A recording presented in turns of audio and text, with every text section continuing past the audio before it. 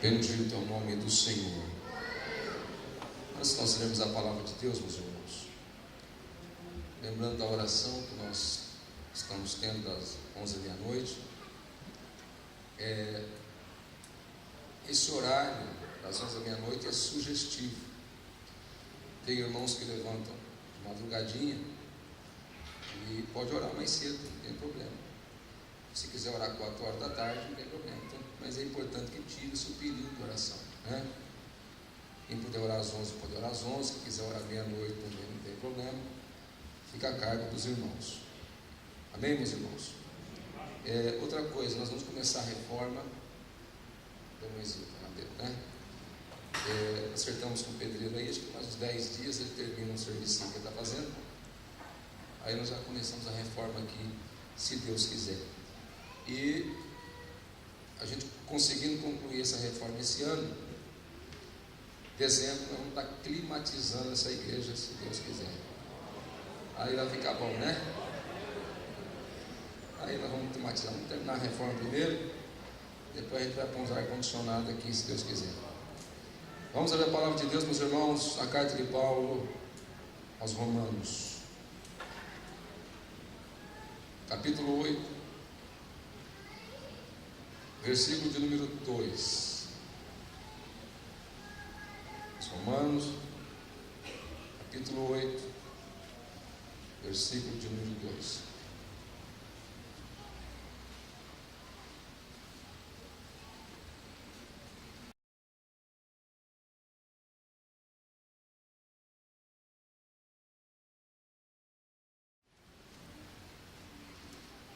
Porque a lei do Espírito de vida em Cristo Jesus me livrou da lei do pecado e da morte.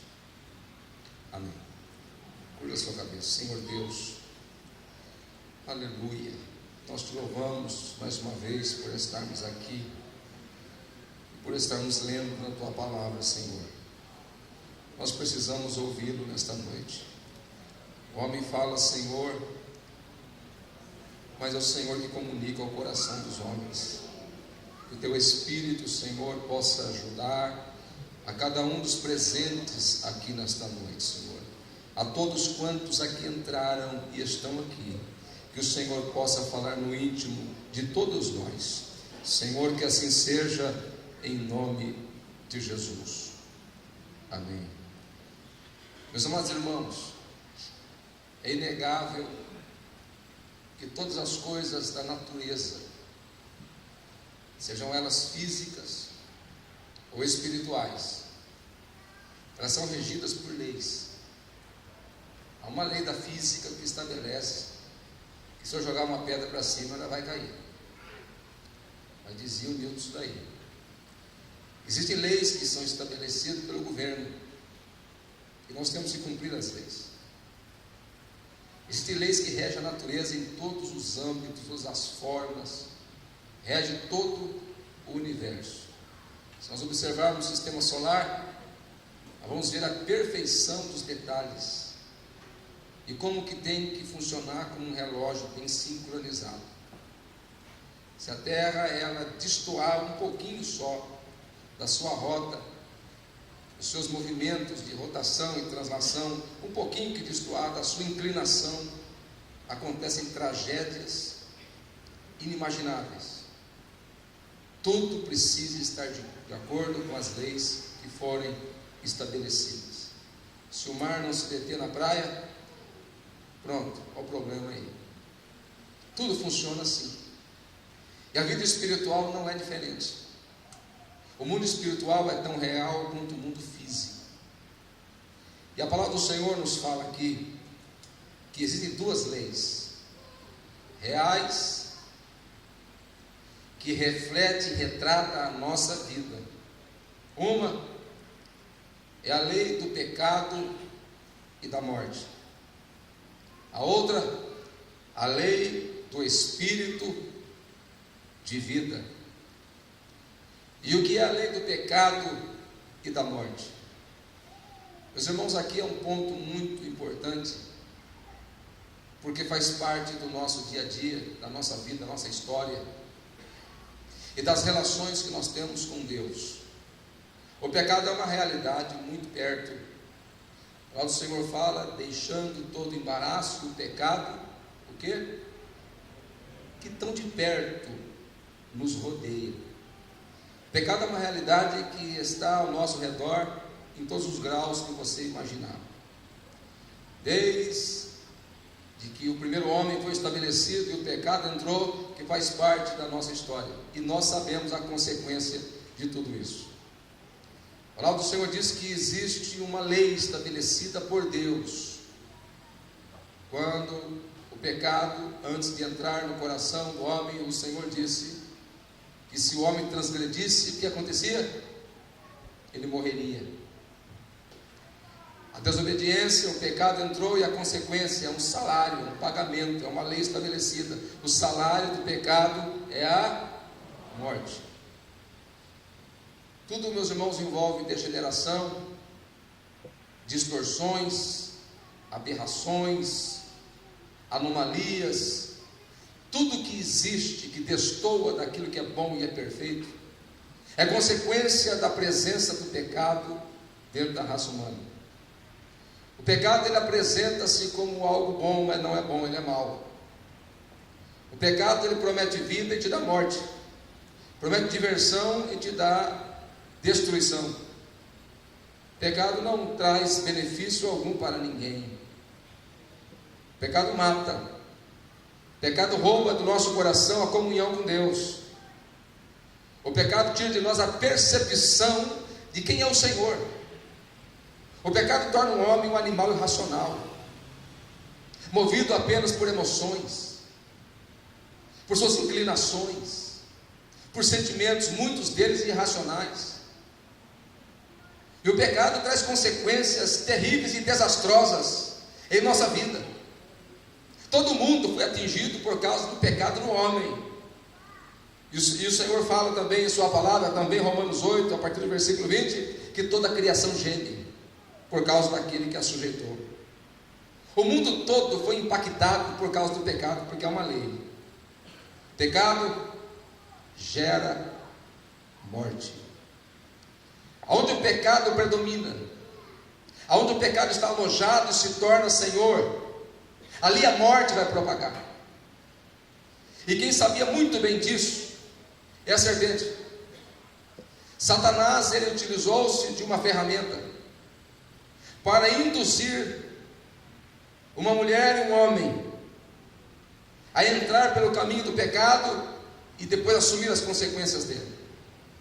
A estratégia, ela persegue através da história, e nós sabemos muito bem o que é isso, porque eu já fui acorrentado, eu já fui escravo do pecado. Isso quer dizer que o crente, o servo e a serva de Deus não peca? Ele peca, mas o pecado na vida do salvo é um acidente. O pecado na vida do salvo é uma pedra no sapato. Quando acontece, ele não dorme com o barulho daquilo.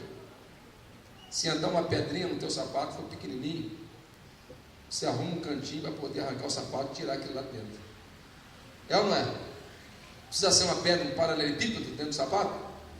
Pode ser uma pedrinha pequenininha. Agora, se o pé estiver insensível, se o pé ele não tiver vida, o que vai acontecer? Para o povo que quiser lá dentro, taxinha, vai acabar com o pé e o pé não vai sentir absoluto amado. Mas quem está vivo, o pecado incomoda. Quando entra uma pedrinha no sapato, o crente salvo por Cristo, ele não consegue, logo ele quer tirar o sapato. Aonde está essa porcaria que está me incomodando? Depois que ele fala, que alívio. Isso significa o que? Quando o crente salvo, tocado pela graça, que sabe quem é o Espírito Santo, que sabe quem é Jesus de verdade, não somente um elemento, uma figura da história, mas quem sabe é o seu Senhor, e quando ele consegue o perdão, quando ele consegue desfazer daquele embaraço da sua vida, ele sente uma paz de espírito, um alívio na alma, ele começa a dizer, louvado seja o meu Senhor. O pecado traz escuridão. O pecado amarra e acorrenta o homem. E essa foi a minha história até os meus 20 anos, 21 anos. Eu nunca fui rico, mas eu tinha carro e moto, bebida, jogos, ia onde eu queria. Mas cadê a minha digníssima esposa? Eu não sei o que deu nela para namorar comigo. Eu não consigo entender até hoje esse negócio. Mas isso aí é misericórdia de Deus na minha vida, porque eu não sorria. Se alguém acha que eu sou cara fechada hoje, eu vou fazer igual o Thales. Olha o que Jesus fez comigo. Você não via meus dentes de jeito nenhum.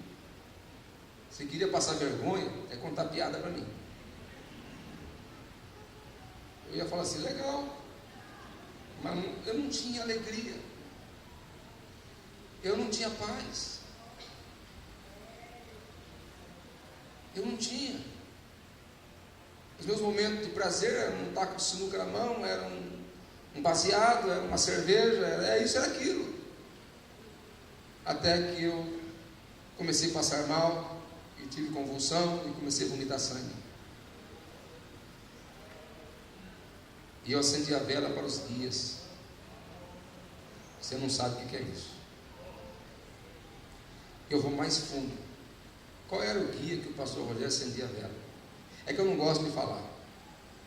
Tem gente que conta o passado e gosta, eu só conto quando é tocado por Deus. Sabe para quem acendia a vela? Sabe quem era? Satanás. Eu invocava ele. Não era o Exu Caveira, que é tudo de lá, né? Tudo parente. Mas eu invocava o diabo. Eu não invocava o Zé Pilintra, ou aquela outra lá, Pomba Gira. Eu acendia a vela para Satanás. Não era vela, era outra coisa. Todos os dias. E o dia que eu não fazia oferenda, eu tinha que fazer os atrasados. Você não tem ideia do que é uma amarração. Você não sabe o que é isso. Quando eu tive convulsão, eu estava, boa parte dos irmãos já conhece isso. Eu estava dormindo na sala, eu tinha ido para o hospital, saí do hospital, estava deitado no sofá, eu caí no chão tendo convulsão. Peguei uma toalha e limpei o sangue. Eu senti o gosto da morte. E Satanás falou para mim assim: você vai morrer. Eu tinha certeza absoluta, 100% que eu ia morrer naquela madrugada. Você não tem ideia do que é a angústia. Ter certeza da sua morte. Eu tinha certeza da minha morte. Eu não vou nem acordar ninguém, porque eu vou morrer mesmo. A minha avó, mãe do pastor Daniel, estava na minha casa, quase 90 anos. Ninguém queria saber dela, ficava 15 dias na casa de cada filho. E ela estava na minha casa naquela madrugada, porque Deus mandou ela lá. De repente ela indo para o banheiro, arrastando o chinelo. E eu escutei o barulho do chinelo arrastando no chão. Falei, a avó levantou. Falei, bom, Deus não vai ouvir esse traste aqui.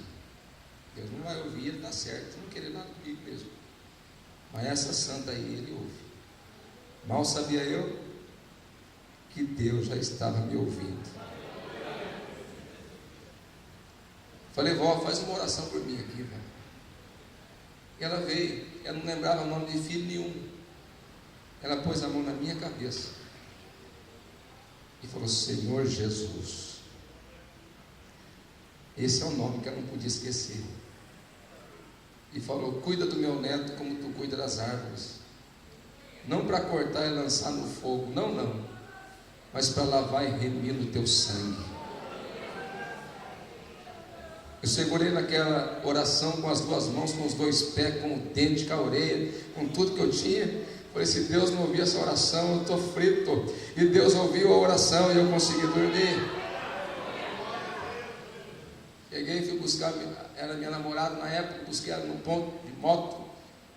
Aí ela subiu e falei, eu tenho que caçar uma igreja hoje.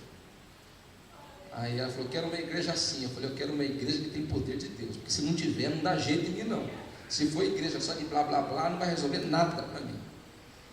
E Deus me levou numa igreja presbiteriana renovada de Carapicuíba. e o pastor Otair, um ex-pai de santo. Olha o que Deus faz. Eu cheguei lá, um homem muito usado por Deus, muita experiência com Deus, e Deus usa aqueles irmãos, e eu conheci Jesus Cristo, e eu sei o que é a lei do pecado, e eu sei que ela traz morte, e eu sei que ela traz destruição, mas eu não conheci só a lei do pecado, eu conheci outra lei, eu conheci a lei do Espírito de vida, e sobre ela eu quero falar um pouquinho nesta noite. A lei do pecado e da morte, todos nós experimentamos. Sabemos que o pecado, ele nos torna inimigo de Deus, ainda que Deus nos ame, mas ele não ama o pecado, não pode compactuar com o pecado, ele não convive com o pecado, porque ele é santo. E se ele é santo, como é que ele pode compactuar com um pecador? E como é que fica a minha situação? De uma vida de pecado, ele providenciou uma outra lei, a lei do Espírito de vida. Eu quero ler com os irmãos em Romanos capítulo 3, no versículo 23, diz assim, Romanos capítulo 3, versículo 23, porque todos pecaram